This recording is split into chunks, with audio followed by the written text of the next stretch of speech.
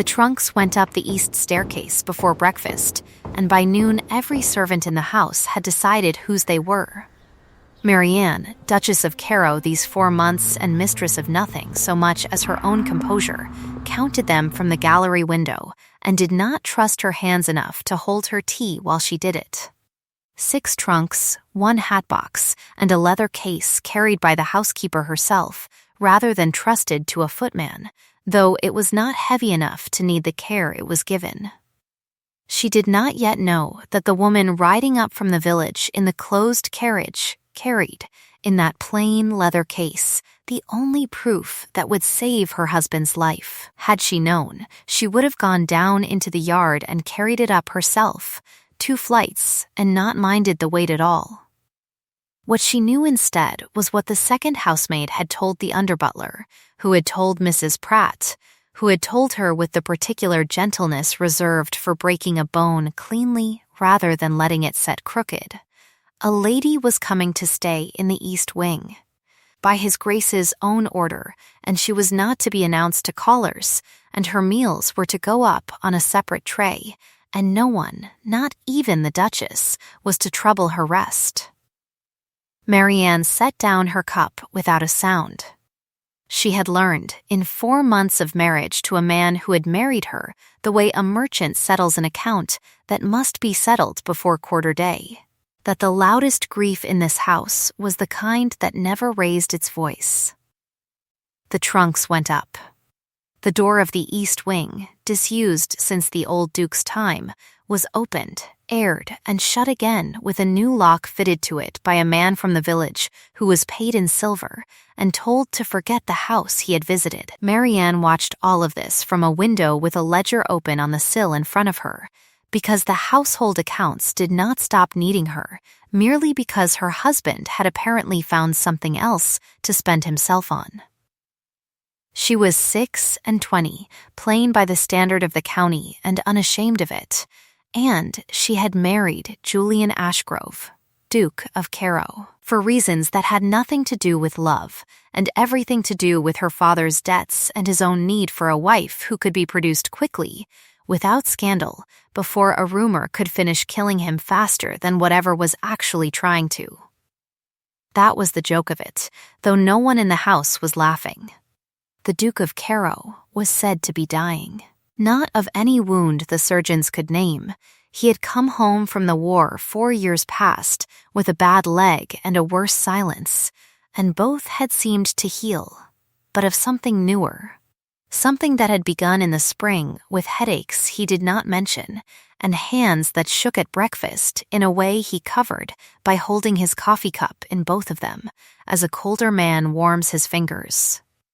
Marianne had married him in June in a ceremony attended by 11 people and a solicitor, precisely because a healthy young wife, visibly expected to give the house an heir, was the fastest answer available to a rumor that his cousin's branch of the family was already, discreetly, pricing the estate. She had not expected love.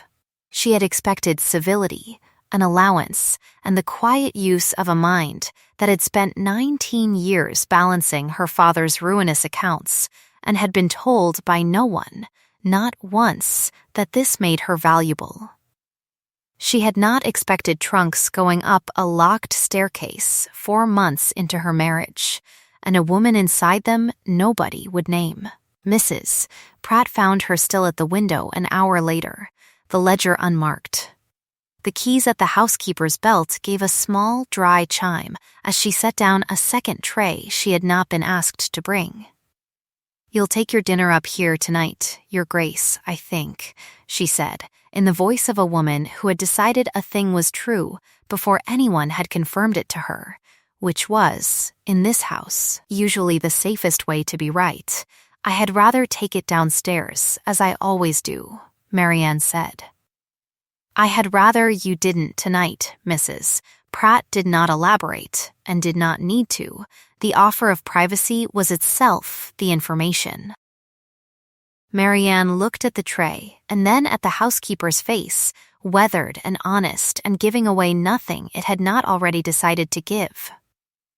"Is she very beautiful, then?" Marianne asked, and heard how flat her own voice had gone, the flatness she used instead of the thing underneath it.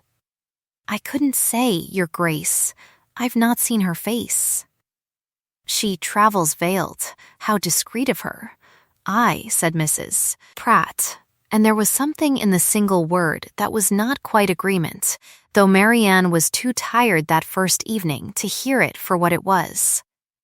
A house does not lie, Mrs. Pratt told her once, weeks later, when the whole business had unraveled far enough to be spoken of. Only the people in it do. But that evening the house told her nothing except that a new lock had been fitted. And a woman had arrived without a face, and her husband had not come to explain either. He came instead at 9, when the light was going copper over the park, and the rooks were arguing themselves to sleep in the elms, and he stood in the doorway of her sitting room with his hand closed hard around the signet ring he always turned, when he was about to say a thing he had already decided not to feel sorry for. Mrs. Voss will be residing in the East Wing until further notice, he said, without preamble, the way he said everything, as though sentences cost him something, and he preferred to pay quickly. You are not to concern yourself with her comfort. The staff have their instructions. I had gathered as much, Marianne said, from the staff, since you did not think to tell me yourself. Something moved behind his eyes, there and gone, like a fish under ice. It does not concern you. I am your wife. It does not concern you, he said again, gentler this time, which was somehow worse, and I will ask you not to press it. There is a great deal riding on the appearance of an ordinary autumn in this house, madam, and I would take it as a kindness if you gave me that appearance without requiring my reasons. And if I require them regardless, then you will be disappointed, he said, as I am told wives frequently are. He left before she could answer that, which was, she was coming to understand, his particular gift, the ability to end a conversation by simply refusing to remain inside it. She sat a long while after the door closed, turning the ledger's pages without reading them, and thought of the one fact he had let drop without meaning to, the way a man drops a coin from a torn pocket and does not notice the loss until later. An ordinary autumn. There was a season already named for this, a shape already drawn around it, and somewhere at the far edge of that shape. She would learn within the week, sat the harvest ball 6 weeks off, when the county would come to Cairo to see with its own eyes whether the Duke was dying, and the family's trustee, a dry, meticulous man named Mr. Trevanion, would sit down with the household books on the quarter day that followed it and satisfy himself, once and for all, that the Duke of Cairo was fit to keep his own house in his own hands. 6 weeks. She did not yet know how much would have to be paid, and by whom, before that day came. But she wrote the date in the corner of her ledger that night, the way she wrote every debt that would eventually have to be reckoned, and underlined it once. She did not raise the matter with him again for 4 days, which was, she privately admitted, 4 days longer than her pride had ever asked her to hold anything. It was Mrs. Pratt who finally supplied her with what passed, in that house, for backstory, delivered not as history, but as a kind of inventory taken while polishing silver. Because the housekeeper did not believe in giving a person a story sitting down when she could give it to them working. Marianne had come to Cairo with one trunk of her own, a mind for figures her father had called unbecoming in a daughter, and then leaned on ruinously for a decade, and a face the county considered unremarkable enough that 3 separate matrons had, in her hearing, expressed surprise that the Duke had chosen her over prettier candidates with better portions. She had not corrected them. She had learned early that being underestimated was a kind of shelter, the way a low doorway keeps out weather that would flatten a taller house, and she had built her whole self around staying inside it. Small things kept small go unnoticed, she told herself the first week of her marriage, watching her husband's face across a silent breakfast table for some sign he had married more than a signature. That is their use. Mrs. Pratt, buffing a candlestick with more force than the candlestick required, told her the rest without being asked. The old Duke, Julian's father, had died 8 years past, and Julian had gone to war the following spring more from grief than duty, by the housekeeper's account, and come home from it with the leg and the silence Marianne had already noted, and something else besides, a habit of trusting almost no one with the running of his own house. Because the one person he had trusted with it while he was away, his father's cousin's widow, a Mrs. Lucretia Vane, had run it so smoothly and so long that she had never quite been asked to stop. "She keeps the accounts still, does she?" Marianne said. "Not quite a question. She keeps a great many things," said Mrs. Pratt, and set the candlestick down with a small, definite click, corner to base, the way she set down anything she did not wish to discuss further that day. It was Julian himself, oddly, who gave her the fuller shape of it 2 evenings later, in the one conversation of that first fortnight that did not end with him leaving the room. She had gone down to the estate office after supper to correct an error in the tenant rents that had been troubling her for a week. An error of £11 4 shillings that appeared in one column and vanished from another with no note explaining where it had gone, and she found him there already, standing over the same ledger with a candle burned down to its collar, his hand closed around the ring, not turning it now, but simply holding it, the way a man holds a rail on a ship in weather he will not admit is bad. "You keep late hours for a duke," she said, before she could decide whether saying anything was wise. "You keep them for a woman who was told the books were not her concern. They were never said to be yours either.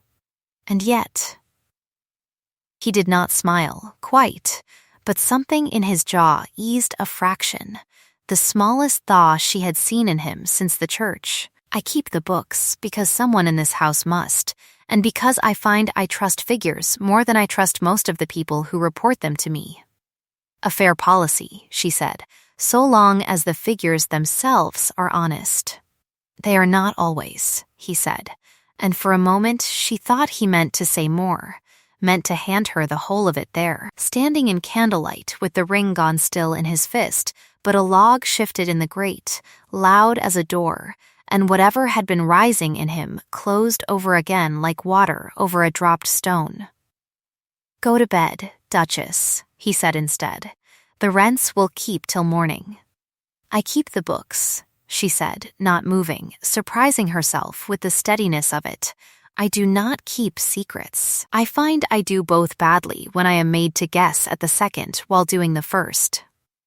He looked at her a long moment, the candle guttering between them, and she thought, not for the first time, that his stillness was not emptiness at all, but a kind of weight, a held breath 4 years long. "Then we are both to be pitied," he said finally, "for I keep little else." He left the £11 4 shillings unexplained, and the woman in the east wing unnamed, and Marianne went up to bed with the distinct, uncomfortable sense that she had just watched a man decide, for the second time that week, not to trust her with the truth, and that some other, colder part of her had noted, filed, and did not intend to forget, that he had wanted to. The gossip did not wait for permission to grow, and by the second week of Mrs. Voss's residence it had put out roots into every room of the house that Marianne entered. Callers came as callers do, with sympathy sharpened to a fine edge and questions dressed as concern. Lady Fenhallow's daughter, a cool ornamental creature named Honora Blake, who had, before Marianne's hasty marriage, been the county's settled favorite to become the next Duchess of Carow, made a particular art of it over tea in the yellow drawing-room, turning her fan slowly closed and open. Closed and open, while she spoke. "It is very modern of you, Your Grace, to bear it all so calmly," Honora said. "I do not know that I could, were a companion installed under my own roof, with my own husband's name on the lease of her rooms, so to speak. I was not aware roofs came with leases, Marianne said, or I should have negotiated harder for mine. A ripple of laughter went round the room that was not entirely kind to Honora, who did not care for it and pressed on regardless, her voice gentling into something meant to sound like pity. They say she was seen at his study window past midnight. My maid had it from a girl in your own kitchens. Your maid should choose her sources more carefully, Marianne said, as should you, and was rewarded by the sight of Honora's fan snapping fully shut, which was as close to a retreat as the girl was willing to make in front of witnesses. It was a small victory, and Marianne knew it for one, the way she knew the difference between a ledger that balanced and a ledger that had merely been made to look as though it did. But it cost her something to keep her face so level while the wager book at the village inn. She would learn later from a red-faced groom too honest to lie to her directly, had already opened on how many months the marriage would survive. She kept small. She kept her hands folded. She went that evening, on no pretext she could afterward explain even to herself, up the east stair for the first time since the Trunks had climbed it, and stood outside the new lock with her candle guttering in the draught, and heard, through the door, not laughter, not a lover's murmur, but the steady, rhythmic scrape of something being ground in a bowl, round and round, patient as a mill wheel, and under it a woman's voice, low and unhurried, speaking words Marianne could not make out, but whose cadence was entirely wrong for seduction and entirely right for instruction. The cadence, though she did not know it yet, of a woman teaching a recipe to someone taking careful notes. She stood there long enough that the candle guttered twice, and might have knocked had a step not sounded on the stair below her, unhurried, deliberate, a footfall she had already learned to know in the dark. Julian did not ask what she was doing there. He looked at the door, and then at her, and something crossed his face that was not anger, though anger would have been easier to answer. "You should not be on this stair," he said quietly. "Then tell me why, and I need never trouble it again." Marianne, it was the first time he had used her given name since the church, and it landed in her chest with more weight than she had prepared for. "I am asking you to trust a thing you cannot see the shape of. I know it is not a fair thing to ask a wife. I am asking it regardless, because the alternative costs more than my pride, and I have very little of that left to spend in any case. You forget," she said, "that I am rather good at keeping accounts I cannot fully see the shape of. It is, in fact, the only thing anyone in this family has ever thought me useful for." Something almost like a laugh moved through him, gone before it fully arrived, the ghost of a thing rather than the thing itself, and she filed that too, without knowing yet that she was building a private ledger of her own, one column for what he said, and another, growing longer by the week. For what his stillness told her, he did not. Lucretia Vane came to Cairo for the first time that Marianne witnessed on a Tuesday bright, with early autumn cold, arriving in a carriage newer than the Duke's own, dressed in silk the color of a plum just past ripe, smelling of orange flower water strong enough to precede her into a room by several seconds. She was, by any honest measure, beautiful, the kind of beauty that had been maintained rather than merely inherited, every hair accounted for, every seam pressed, and she took Marianne's hand in both of hers with a warmth so complete it was very nearly convincing. "The new Duchess," she said, in a voice pitched low and soft, the gentlest voice in any room she entered, which Marianne would only later learn to read correctly. "How glad I am, at last." Julian writes so little of his own happiness, one begins to wonder if he has any to report. "He has been occupied," Marianne said. "Yes," Lucretia said, and smoothed one glove, finger by finger, an unhurried, contented gesture. He has been occupied a great while now, hasn't he? Ever since his father passed, I have told him, someone must keep the wheels turning while he grieves, and grieve he does, poor boy, in his own quiet way. I only ever wished to spare him the burden of the books until he was equal to them again. He seems quite equal to them now, Marianne said pleasantly. I have watched him at them myself, some nights past midnight. Something flickered behind Lucretia's eyes, there and controlled before Marianne could be certain she had seen it at all. How industrious of him, Lucretia said, and touched the pearl at her throat once, the smallest adjustment, as if resettling a weight. You must forgive an old woman her habits, your grace. I have kept this house's accounts so long I sometimes forget they are not mine to keep. I shall have my figures brought over for you to review, if it would ease your mind, though I warn you, they make very dull reading. Rents and physic bills and the tediousness of a great house eating its way through a year.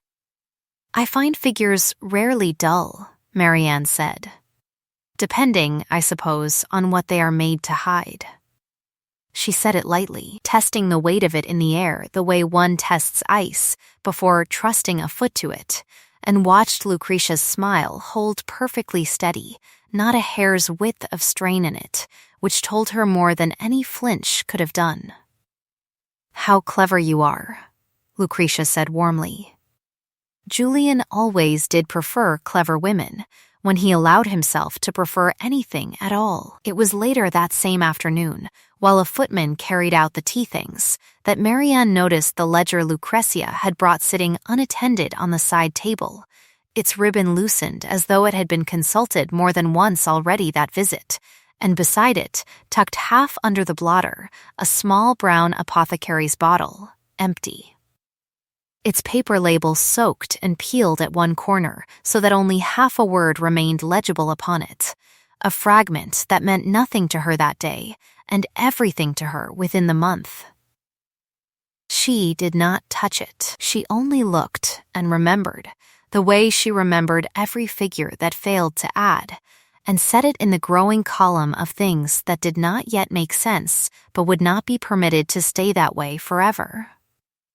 Her allies, when she came to count them honestly, amounted to exactly 2, and she had not chosen either so much as they had simply refused to leave her side. Mrs. Pratt was the first and most reliable, blunt as a kitchen knife and twice as useful, who told Marianne plainly one evening over the mending, I've kept this house's linen closets since before you were born, your grace, and I'll tell you the one thing 30 years teaches a body.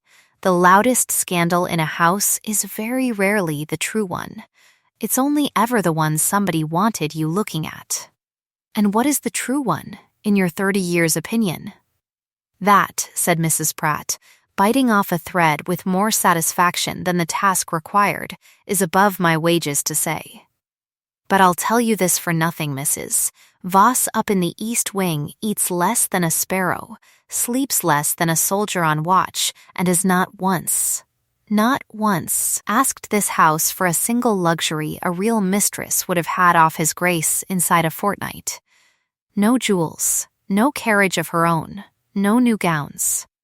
A kept woman who wants nothing kept is no kept woman I've ever heard tell of. Marianne turned that over for days before the second ally arrived to hand her the piece that made it click into a shape. It happened by accident, or what she took for accident at the time, a torn hem, mended badly, that sent her up the back stair toward the sewing room rather than the front, past the foot of the east wing stair at an hour she was not meant to be there, where she came upon a boy of perhaps 16, a still-room lad named Peter Sims, crouched at the bottom step with a covered tray in his hands and a look on his face like a man caught between 2 masters, neither of whom he dared disappoint. You've dropped nothing, I hope, she said, more gently than she felt, because his hands were shaking hard enough that the covered cup on the tray was chattering against its saucer. No, your grace. He would not meet her eyes, only his Grace's evening tonic. I'm to carry it up to Mrs. Voss first, before it goes to him. Those are my instructions. From whom? He stopped himself so abruptly it was its own answer, tugging hard at his cuff, once, twice, a nervous habit she would come to recognize the way a card player learns another man's tell. From the housekeeper, Your Grace. As is proper, it was not proper, and they both knew it, and Marianne let him go without pressing further, only because pressing a frightened boy on an open stair was not, she judged, the way to get at a truth this carefully buried. But she stood a long while after he had gone, turning the fact over the way she turned every column that failed to balance. A tonic, carried first to the woman in the east wing before it ever reached the husband it was meant to steady. A woman who ate like a sparrow and slept like a sentry and wanted nothing a mistress would want. An empty bottle with a soaked label under Lucretia Vane's own blotter. Figures rarely lie, she thought, standing on the cold stair with her candle burning low. It is only ever the people reporting them.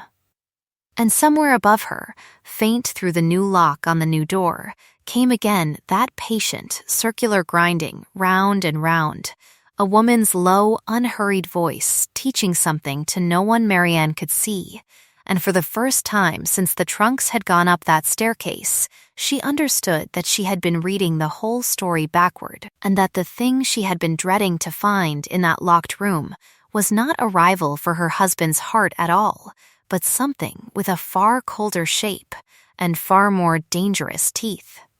The evening she was finally admitted into the East Wing came without warning, 3 weeks into the arrangement, when Julian himself knocked at her sitting room door past 10 o'clock with his coat still on and an expression she had not yet seen him wear. Not the grave stillness he kept for the household, nor the careful courtesy he kept for callers, but something raw, closer to the surface. Like a man who has been holding a weight so long his arms have simply stopped registering the strain until the moment he sets it down. I should like you to meet Mrs. Voss, he said without preamble, if you are willing. I find I no longer have the strength to keep this from you and manage the rest of it besides, and I would rather you heard it from me, tonight. Then pieced it together from servants' talk and drew the wrong conclusion in the dark. I have been drawing conclusions in the dark for 3 weeks, she said, rising. I should be glad of a candle. He almost smiled at that, the ghost again, quicker to appear now than it had been in June, she noted, and set that observation too into its column, and led her up the east stair himself, past the new lock, into a room that smelled not of scent or silk, but of dried lavender and vinegar, and something bitter underneath both, herbal and medicinal, the smell of a still room rather than a boudoir.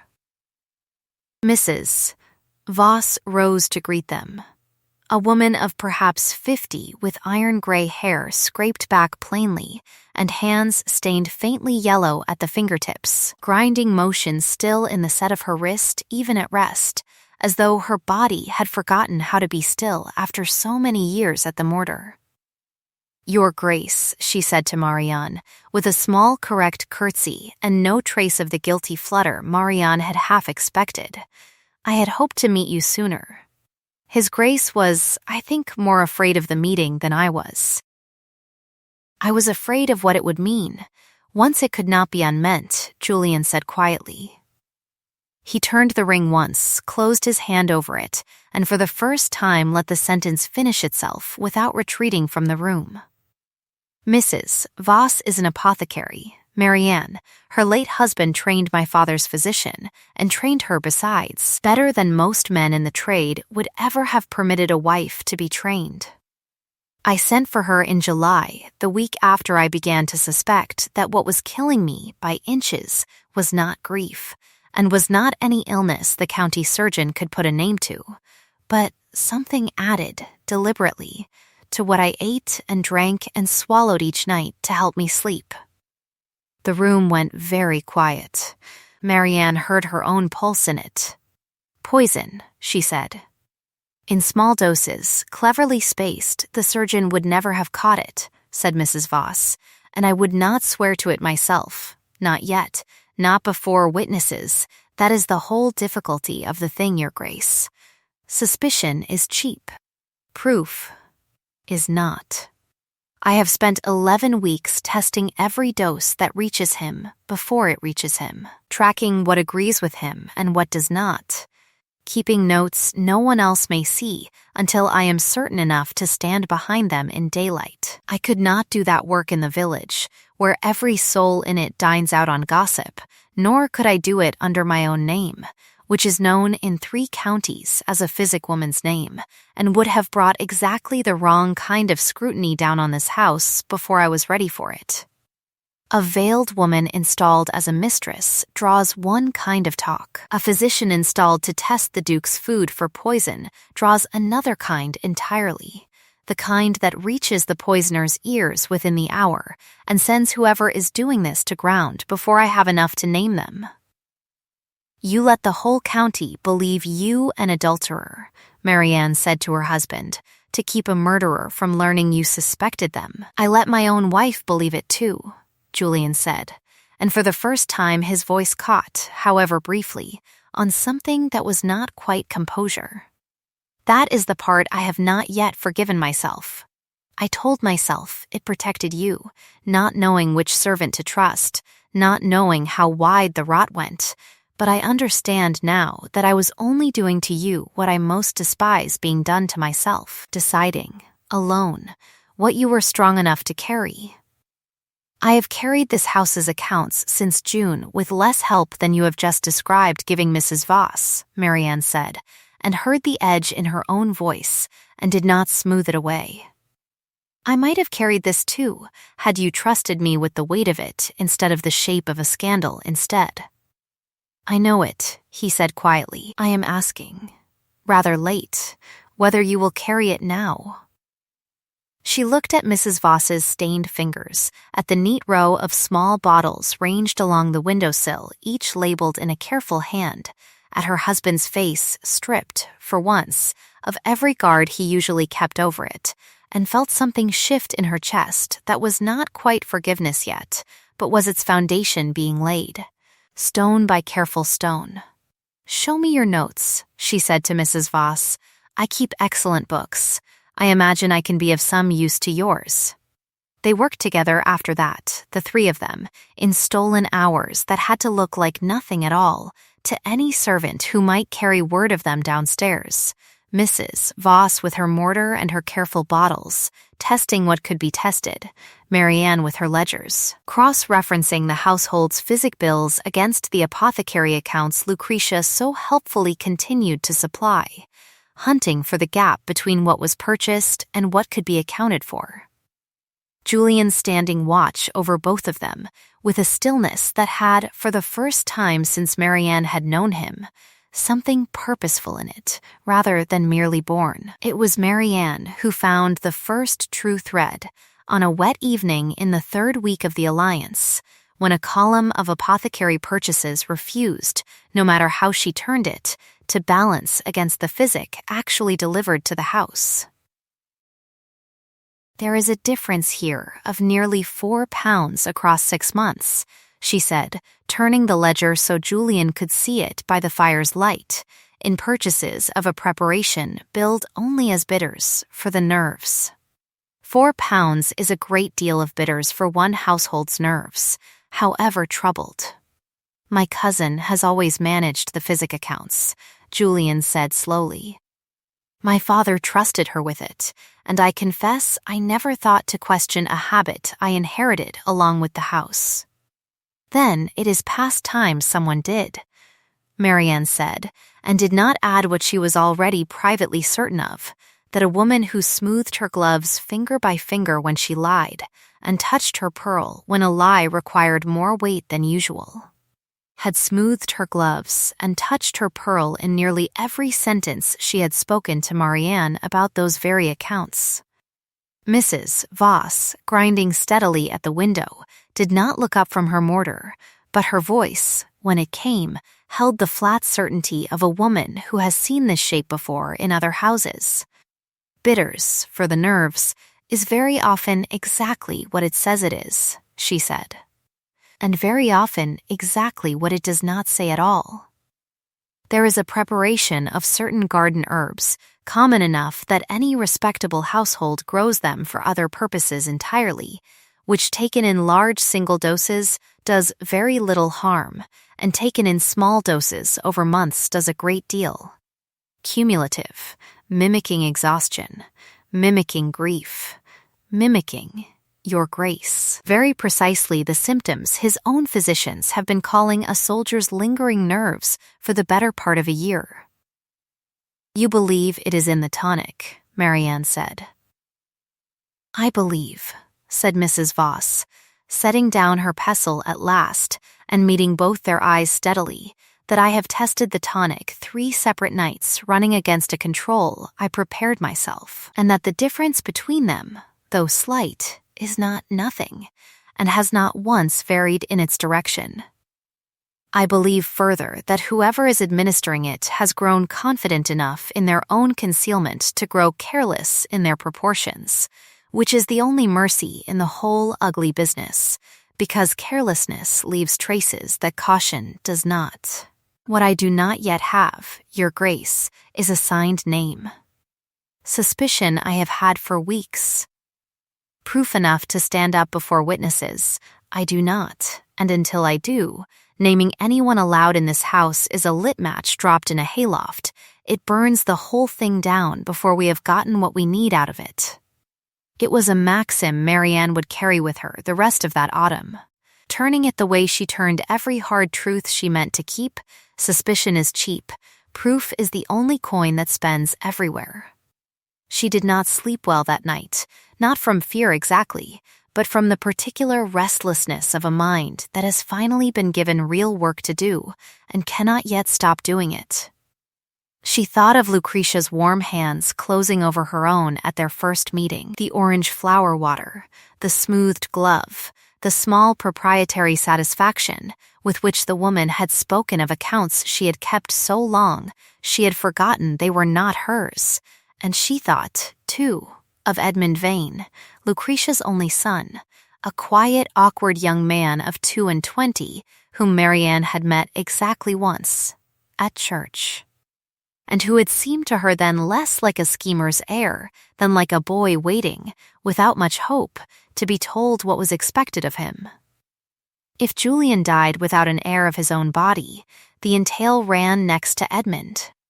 It was not Edmund's ambition driving any of this, Marianne judged, turning it over as she had turned every other figure that did not yet balance. It was his mother's arithmetic. Love curdled slowly over years into entitlement, the conviction, common to those who have managed a thing long enough, that management is the same as ownership. She understood that conviction rather better than she wished to. She had, after all, spent 4 months believing that keeping a house's books quietly and well was the whole of the usefulness the world would ever grant her. She did not intend to let Lucretia Vane finish teaching her that lesson by murder. The blow, when it came, arrived exactly as such blows always arrive in that house, quietly at a public gathering, dressed in perfect courtesy. The occasion was a small dinner Lucretia herself had proposed, 3 weeks before the harvest ball, ostensibly to welcome Marianne properly into the family, before the county descended upon Cairo in force. 20 guests sat down to a table lit by more candles than the room strictly needed, and it was over the second course that Lucretia turned the conversation, with the gentle, unhurried skill of a woman who has planned her opening line for days, to the subject of the veiled lady in the East Wing. I confess I have wondered, Julian, whether it is entirely wise, she said, smoothing her glove, to house a companion so openly, when your own dear wife sits at table not 6 feet from her rooms. It does neither lady credit, and I say that only out of love for you both. Mrs. Voss's residence here is a private matter, Julian said, his voice gone very level. The leveling Marianne had learned to read as the sound of a door being shut hard on something. It is a private matter the whole county already discusses over its tea, my dear boy, which makes it rather less private than you suppose, Lucretia said. And here she paused, exactly long enough, and turned toward Marianne with an expression of such perfect sympathy that it took every ounce of Marianne's schooled composure not to flinch from it. Your Grace, forgive me. I only wonder whether you know that this is not the first time. There was a girl, before your marriage, whom Julian kept very similarly, very quietly, in a cottage on the home farm, until the poor thing left the county in some distress. I had thought, when he married so suddenly, that perhaps he meant to leave that pattern behind him. I am only sorry to see I was wrong to hope it. The table had gone very still, the particular stillness of 20 people all suddenly pretending to study their plates. Marianne felt the eyes on her the way one feels weather change, a pressure before the first drop falls, and understood in that instant precisely what was being done to her.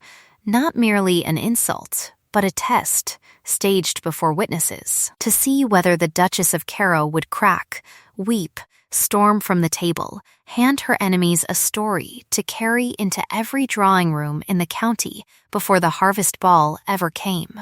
She set down her fork, squared it against her plate, corner to edge, the small steadying gesture that was hers alone, and let a silence of her own choosing stretch a beat longer than was comfortable before she spoke. How very well informed you are, Mrs. Vane, about a cottage on the home farm I have never once heard mentioned by anyone who actually manages this estate's rent rolls, she said pleasantly.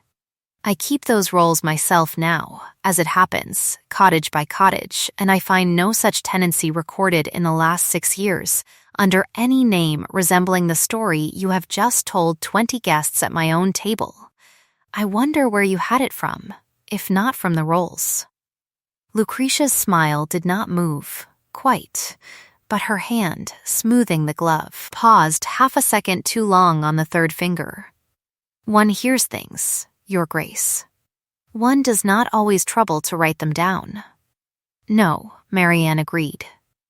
I have noticed that the things most worth writing down are very often the ones certain people take the greatest care never to record at all. It was not proof. She knew it was not proof, even as she said it, and she saw in Julian's face, turned toward her down the length of the candlelit table, something that might have been pride, and might have been fear for what such a reply would cost her later, in a house where her enemy still controlled a great many of the ordinary levers of comfort and reputation, but she had drawn a line that evening, in front of witnesses, and she did not regret it, whatever came. What came, 3 days later, was worse than she had braced for. Julian took ill in earnest, doubled over at his own desk with a pain in his chest that sent the household into genuine, unrehearsed panic, and though Mrs. Voss's swift dosing of a counter-preparation brought him back from the worst of it within the hour, it left him gray and shaking in his bed for 2 full days, and left Marianne standing outside his door at 3 in the morning, with her hand flat against the wood, understanding for the first time with her whole body, rather than merely her accounts. Precisely how close the arithmetic of this house had come to costing her a husband she had only just begun, against every plan she had made for her own heart to want to keep. It was in the raw days that followed, while Julian lay weak and Marianne sat the long watches at his bedside because she found she could not make herself leave, that the bribe came. Delivered with Lucretia's usual gentleness on a morning visit ostensibly paid to inquire after her cousin's health. She caught Marianne alone in the corridor outside the sick room, and her voice, when she spoke, had shed every trace of warmth without ever once raising in volume. You are cleverer than I first credited you, Your Grace, and I find I have grown tired of being underestimated by clever women half my age, she said. So I will speak to you plainly, as one manager of accounts to another. Whatever you believe you have found in my books, you have not found enough of it to matter, and you will not find more before the audit. Because I have had 30 years' practice at keeping the true entries where clever young wives do not think to look. What I can offer you is simpler. Support my son's claim, quietly. When the time comes, do not stand in the way of what is, in the end, only the natural course of an old family's fortune, and you shall want for nothing, Your Grace. Not now, not as a widow, not ever. I can make you very comfortable. I am, whatever else you think of me, a woman who keeps her word to those useful to her. And if Julian does not die, Marianne said, very quietly, which I intend to see that he does not, then we shall all have had a pleasant conversation about nothing at all, Lucretia said, smiling, and no harm done to anyone. Think on it, Your Grace. Pride is a very cold thing to keep house with, in a widow's small rooms, on a widow's small allowance, once the title and everything with it has passed to a nephew who never much cared for you. Marianne looked at her a long moment, at the smoothed gloves and the pearl and the perfect, unhurried cruelty dressed as generosity, and felt something in her that had been small and careful for 4 months, for 26 years, straighten all at once like a spine finally permitted to stand at its full height. I find, she said, that I would rather keep house with pride in cold rooms than keep house with silk and silence over a murdered husband, Mrs. Vane, and I think you mistake me badly if you believed that offer would cost me anything at all to refuse. I refuse it. I will refuse it again tomorrow and every day after, until you are made to answer for what you have done, however long that takes, and whatever it costs me to see it done. It cost her a great deal in the days that followed. Lucretia was not a woman to absorb a refusal gracefully, and small cruelties multiplied quickly through a household she had run so long she still commanded loyalty in corners Marianne had not thought to guard, a housemaid dismissed without character on a manufactured pretext, a rumor set loose in the village that the new Duchess herself dosed her husband's food with something to keep him biddable, a letter, unsigned, left on Marianne's own writing desk warning her that meddling wives sometimes met with accidents on dark staircases.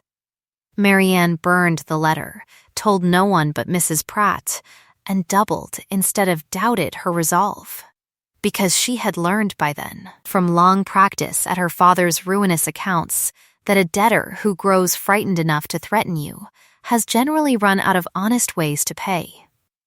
The darkest hour arrived 9 days before the harvest ball, on a morning when Marianne came down to breakfast to find Mr. Trevanion already seated at the table, his face grave, a folded letter before him, and Julian standing at the window with his back to the room, and his hand closed so hard around the signet ring that his knuckles had gone white.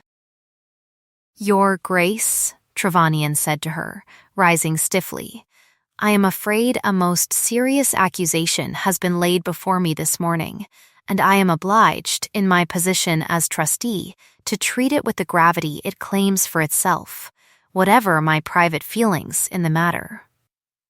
"What accusation?" Marianne said, though something cold in her chest had already guessed the shape of it. "That you and Mrs. Voss, acting in concert, have been administering some manner of preparation to his Grace under cover of treating him, for reasons the letter does not scruple to name outright, that you married him for his fortune, found the marriage less lucrative than expected while he lived, and have since taken steps to hasten your widowhood. The letter is unsigned, but it is detailed, Your Grace, and it is accompanied by a sworn statement from a servant of this house who claims to have witnessed Mrs. Voss preparing a compound in secret on 3 separate occasions, and to have been instructed by you personally to say nothing of it." "Which servant?" Marianne said, very steady, though her pulse was loud in her own ears. Trevanion did not answer at once, and did not need to. She saw it in the way his eyes moved, briefly, apologetically, toward the door, where Peter Sims stood with a footman's hand not quite gripping his shoulder, his face bloodless. His cuff worried between 2 fingers until the seam had begun to fray. "I am sorry, Your Grace," the boy said, and would not look at her. I was told it was the truth, or near enough to it, and that no harm would come to you from saying it, only to Mrs. Voss, and that I should have money enough after to leave the county for good." "Told by whom, Sims?" Julian said, turning from the window at last, his voice terrible in its quietness. The boy's mouth opened and shut twice before anything came out of it. "I cannot say, Your Grace. I dare not." "Then you had better learn to dare," Julian said, "because until you do, my wife stands accused of a hanging offense in my own house, on the word of a boy too frightened to name who frightened him." It was Trevanion, dry and precise and entirely without malice, who delivered the true blow, folding the letter closed with the careful finality of a man discharging an unwelcome duty. "I am obliged to inform you both that pending some resolution of this matter, I cannot in conscience proceed with the quarter-day audit as a mere formality, nor allow Mrs. Voss to remain unsupervised in this house, nor, forgive me, Your Grace, it gives me no pleasure to say it, permit the Duchess free access to His Grace's sick room until the accusation is either proven false or answered for. I will require a full accounting before witnesses at the harvest ball itself, 9 days hence, or I shall have no choice but to refer the whole matter to the magistrate and see the estate placed under interim management until it is settled by law."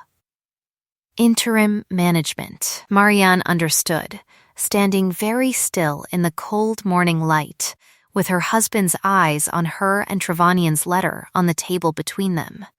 Precisely whose management that would fall to, and for how briefly it would need to last before an old man's slow poison, robbed of its antidote and its watcher both, finished the work it had begun in the spring. She was escorted from the sick room that same hour, gently, apologetically, by servants who did not meet her eyes, and she stood outside the locked east wing door that evening, with her candle guttering and her whole careful shelter of smallness stripped away from her at last, and understood that there was no more shade left to hide in, no low doorway left to duck under. Whatever was to be done now would have to be done in the open, in daylight, before witnesses who would not look away, and as she stood there turning that fact over like the last hard coin in an empty purse, she heard a step on the stair below, and a folded note was pressed into her hand by a girl she barely recognized, breathless from running, who said only, "From Mrs. Voss, Your Grace. She says you're to read it where no one can watch you do it, before vanishing back down into the dark." Marianne unfolded it by candlelight with hands that had, for the first time in 4 months, stopped pretending to be steady. "I have it," the note read, in a hand cramped with haste. "Not everything. Enough, I think, to begin. Come to me before dawn, and bring your ledgers, all of them, and your nerve besides, for I fear we will both have need of it before the ball." She went before dawn, as instructed, past a young footman Mrs. Pratt had personally arranged to be looking the other way, and found Mrs. Voss not grinding at her mortar for once, but seated at a small table with the leather case Marianne remembered from that first morning open before her, its false bottom lifted clear to reveal a shallow compartment beneath, and within it a scatter of items that Marianne would spend the rest of that dawn arranging into a case fit to be laid before witnesses. There was a silver dosing spoon, worn smooth with age, engraved along its handle with the Ash Grove motto, which Julian's own mother had used, Mrs. Voss explained, to measure physic for the old Duke in his last illness, and which Mrs. Voss had borrowed, with Julian's blessing, to test each night's tonic against a control. Its bowl, examined now under strong light, showed a faint residue in its seam that matched exactly a compound Mrs. Voss had already identified from 6 separate samples taken across 2 months. There was a small brown bottle, twin to the one Marianne had glimpsed beneath Lucretia's blotter that first afternoon, its label torn but its remaining half-word now legible under a glass, as the tail end of a druggist's name in the next county over. A man Mrs. Voss had already written to under a physician's letterhead and received 2 days past. A reply confirming that a woman answering precisely to Lucretia Vane's description, though giving a false name, had purchased that same compound from him regularly across the better part of a year. And there was, most damning of all, a slim account book bound in the same plain calf as the household's official ledgers but kept, Marianne saw at once on opening it. In a second hand nested inside the first, entries that appeared, at ordinary reading, to be nothing more than the tedious record of physic bills Lucretia had always claimed them to be, but which, held close to a candle flame as Mrs. Voss now demonstrated, revealed a fainter secondary ink beneath the first, notes made in a preparation that darkened only under heat, recording dates and doses and, twice, in a hand grown careless with confidence, the words the boy, meaning Marianne understood with a cold drop in her stomach, Edmund, and the timeline by which he might reasonably expect to come into his inheritance. She kept a second book beneath the first, Marianne said, low, the way I might keep a fair copy for company and a working copy for truth. The vain ones always do, Mrs. Voss said, not looking up from her careful repacking of the case. They cannot bear, in the end, not to have the whole cleverness of it written down somewhere, even in secret, even in danger, a kind of pride that outlives caution. It is generally what catches them. What remained was Sims, and it was Julian himself, informed of the night's findings at first light, and looking 10 years steadier for having something at last to hold rather than merely endure, who went to find the boy before the household woke, and returned an hour later with a confession wrung not by threat, but by the simple offer Julian made him, plainly, man to frightened boy, that whatever Sims had done under duress, a full and honest account given now, before the ball rather than during it, would be remembered by this house as the act of a boy who found his courage late, but found it regardless, while silence kept any longer would be remembered as something else entirely.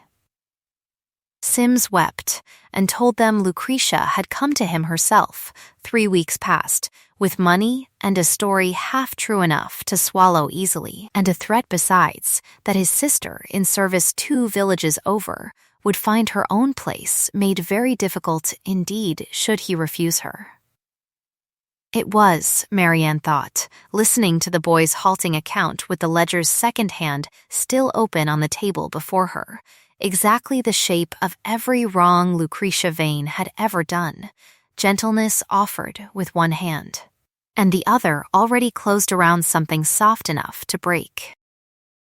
The harvest ball came on a clear, cold evening 9 days later, the great hall of Cairo lit end to end with candles and full, for the first time in years, with the whole of the county come ostensibly to see whether the Duke stood the season out, and in truth to see what would become of the marriage that had scandalized them since June.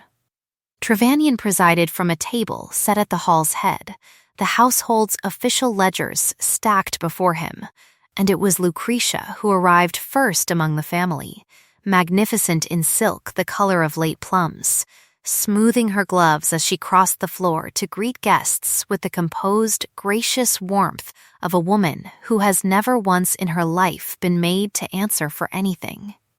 She had nearly reached the center of the room when Julian rose from beside Marianne and asked, in a voice pitched to carry the length of the hall without ever once rising to a shout, whether his cousin would do them the kindness of joining the family at the audit table a little early, as a small irregularity in the physic accounts wanted her particular expertise to clarify. The room's chatter did not stop so much as it thinned, every ear in it suddenly, politely. Attending, of course, Julian Lucretia said, smiling, seating herself with perfect composure at the table, though I confess I am at a loss what irregularity 30 years' careful keeping could possibly have produced. Then let us look together, Marianne said, and opened before the whole assembled table the slim calf-bound book with its second hidden hand, and held its first page close enough to a branch of candles that the heat drew the fainter ink up dark against the pale, the dates, the doses, the two damning mentions of the boy rising out of the paper like something surfacing from deep water for every witness at that table to see plainly. The hall had gone entirely silent now, 20 conversations arrested mid-word, and Marianne felt every eye in the room settle on her the way weather settles before a storm breaks, and did not flinch from it, because she had spent 4 months learning exactly how much weight her own stillness could bear. "That is nothing," Lucretia said, and her voice, for the first time since Marianne had known her, had lost its gentleness entirely, gone thin and quick. "A trick of ink and candlelight, easily forged by anyone clever enough to want me discredited, and I wonder, Your Grace, that you should be so very clever with forgeries, given how conveniently they always seem to point away from yourself." "It would be a trick, certainly," said Mrs. Voss, stepping forward and setting the small brown bottle and the worn silver spoon upon the table beside the book, were it not corroborated by an apothecary 2 counties distant, who sold this compound across the better part of a year to a woman he can, if summoned, describe in perfect and unflattering detail, and by residue in this spoon that matches it precisely under any chemist's examination. Mr. Trevanion cares to commission, and by a servant of this house prepared to say, before all of you, from whom his instructions and his silence were purchased. All eyes turned then to Sims, brought forward by Julian's own hand from where he had waited, pale but no longer shaking, at the edge of the room. "Tell them," Julian said quietly, not a command so much as an offering of the last of his own courage, handed over. "It was Mrs. Vane, sir," Sims said, his voice cracking once and steadying. "She gave me the drops to put in the master's tonic each night and money after, and told me if I ever spoke of it, my sister would answer for my tongue. I am sorry for it. I am sorrier than I have words for, but it is the truth, before God and all of you, and I'll say it as many times as I'm asked." Lucretia's composure, held so long and so perfectly, did not shatter so much as simply stop, all at once, like a clock whose spring has finally, silently given way. Her hand, still gloved, came to rest flat on the table's edge. And Marianne saw, for the first time in 3 months of watching that hand smooth silk over every lie it told, that it was shaking. "I did not want him dead," Lucretia said very low, to no one and everyone, only slow. Only slow enough that Edmund might come in to what should always have been his, what his father would have had the old Duke not favored the elder line by nothing but an accident of birth order. I have kept this house running for 8 years while Julian played at grief and soldiering both, and I was never once thanked for it, only tolerated. The way one tolerates a useful servant one does not trouble to see. I only wanted, at the end of it, to be owed something. Her voice broke on the last word in a way that owed nothing to performance, and Marianne, looking at her across the candlelit table, felt something she had not expected to feel that evening arrive alongside her anger, a cold, clear-eyed pity. For a woman who had spent 30 years mistaking control for love and had finally, ruinously, run out of road on which to keep confusing the two. It was Julian who spoke into the silence that followed, and the whole hall seemed to lean toward him to hear it. Because he had not yet, in all the weeks of the unraveling, said what he meant to do about it. "You will not hang, cousin," he said, quietly enough that Trevanion had to still the room further to let it carry. "I have thought a great deal these last 9 days about what justice ought to look like in this house, and I have decided it does not look like a rope, nor a public trial that would drag your son's name through the same mud you have already made of your own. Though God knows you have earned worse from me than mercy.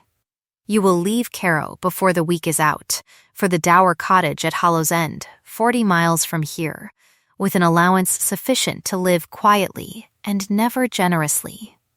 And you will not set foot on this estate again while I hold it, nor write to any soul within it, nor attempt to see Edmund except at such times and places as he himself chooses, once he is old enough to choose it freely and not under your roof.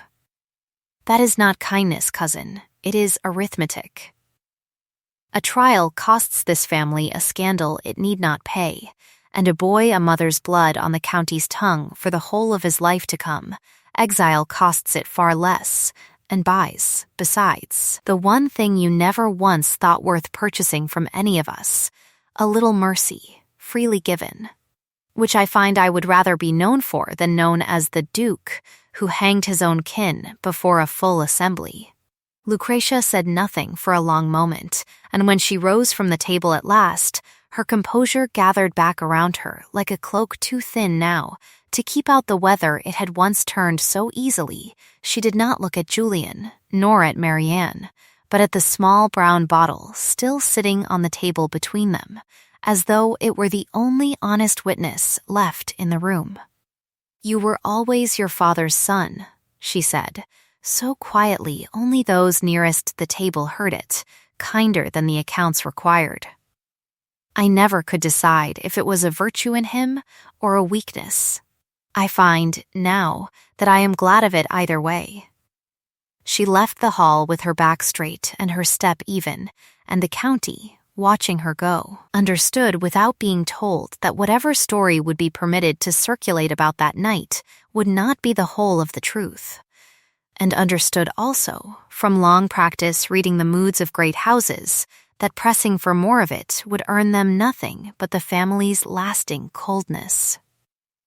Edmund Vane, who had stood white-faced and silent through the whole of it near the hall's far door, came forward once his mother had gone and knelt, briefly, before Julian, in a gesture so old-fashioned and so entirely unrehearsed that it silenced even the last of the room's whispering. "I knew nothing of it, Your Grace. I swear it before all these witnesses," he said. "I would not have wished this, any of it. I have never wanted the title, only ever wanted my mother to stop believing I did."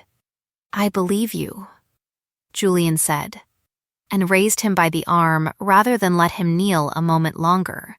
"And I will not visit her debts on your account, Edmund, provided you do not ask me to visit her back into this house on the strength of your forgiveness of her. Go to Hollow's End if you wish, when the dust has settled, and be a better son to her there than her scheming ever let her be a mother to you. That is the whole of what I ask." It was Honora Blake, of all the room's witnesses, who crossed the floor last, her fan folded still in one gloved hand, and stood before Marianne with an expression stripped, for once, of every ornamental thing Marianne had watched her wear all autumn. "I repeated what she told me," Honora said, low, for Marianne alone. "About the cottage, the girl before your marriage. I did not know it was a lie built to bait you before witnesses. I am not asking you to forgive it tonight. I am only telling you I know now what I did, and I am sorry for it, more than my pride generally allows me to say aloud." "Then let that be the whole of your apology," Marianne said, not unkindly, "and let the next thing you're known for in this county be something better than repeating another woman's poison.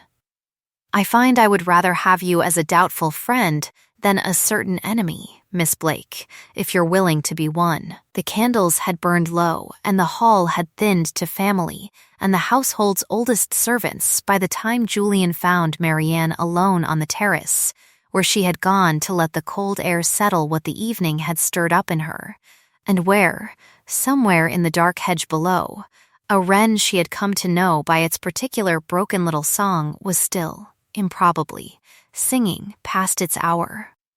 He did not speak at once. He came and stood beside her at the stone balustrade, turning the signet ring once around his finger and then, deliberately, stopping himself, letting his hand rest still and open instead.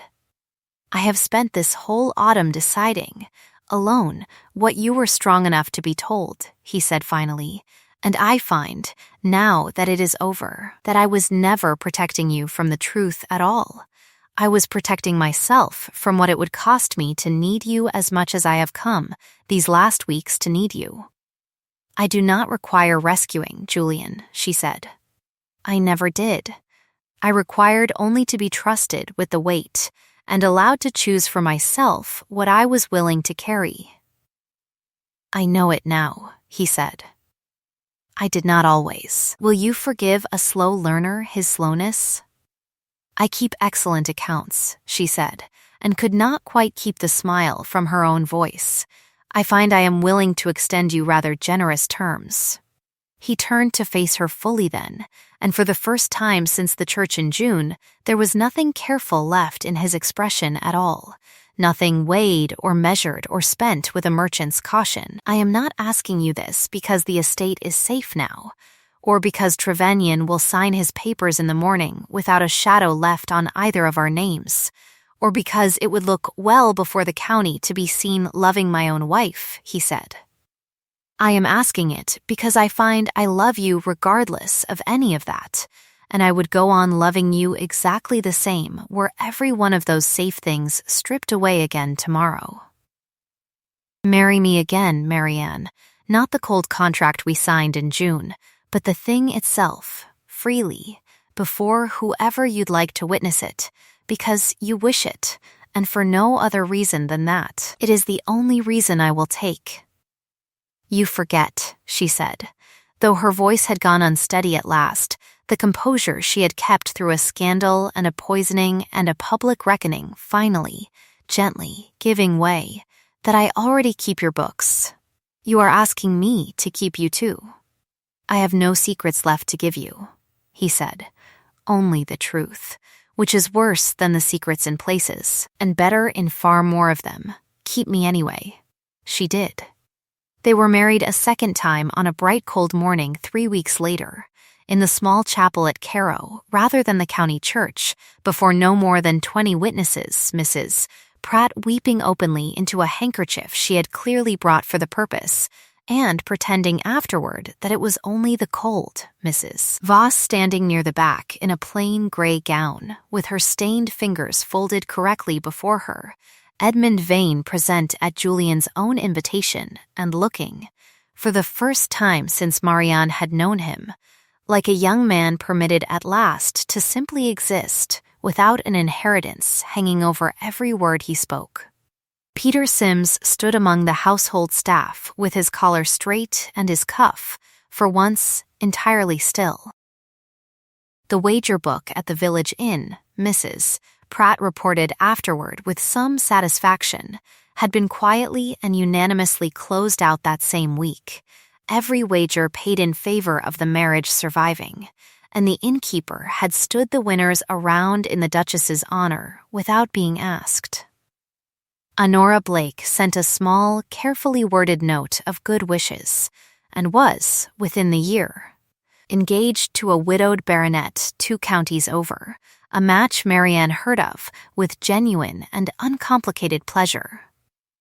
Edmund took up residence that spring not far from his mother's cottage at Hallows End, near enough to visit her when duty called him to it, and far enough that duty was never mistaken again for anything owed. Lucretia Vane lived out her exile in a silence the county eventually stopped speculating about, her name spoken less and less each season until it faded, as most scandals eventually do, into the kind of story only very old servants remembered accurately. Mr. Trevanion completed his delayed audit within the fortnight, found the household's true books, kept faithfully now in Marianne's own steady hand, in such immaculate order that he told her, with the closest thing to warmth his dry manner ever produced, that he had rarely in 40 years of trusteeship seen estate's accounts so honestly kept. It was almost a year later, on a bright morning near the ball season's turn, that Marianne stood once more at the gallery window with a ledger open on the sill, watching not Trunks go up a locked stair this time, but her own small daughter, not yet a year old, carried past the same window in Mrs. Pratt's arms toward the nursery that had once been the coldest, least used room in the east wing and was now, by Marianne's own particular order, the warmest room in the whole house. Julian came to stand behind her, his hand closed not around his ring now, but around her own, and below the window, in the hedge that had never once in a year stopped its small persistent singing, the wren began again its broken, hopeful little song. "A house does not lie," Marianne said softly, half to herself, watching the light move across the lawn the way it had moved on that first terrible morning, when 6 trunks had gone up a stair and every certainty she owned had gone up with them. Only the people in it do. "Then I am glad," Julian said, low against her ear, "that I finally stopped being one of them. And if this story warmed you, if you found, somewhere in a house full of locked doors and misread silences, the particular relief of watching someone finally trusted with the whole truth instead of only the safe half of it, then stay a little longer by this fire with me.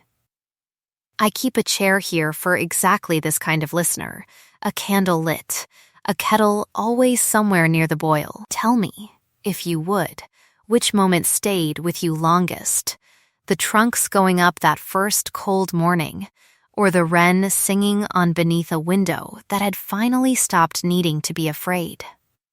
Stay close, keep your place by the hearth, subscribe, if you'd like to be here the next time I tell one of these, and until then, be gentle with the quiet ones in your own house, the ones who keep the books and rarely ask to be thanked for it.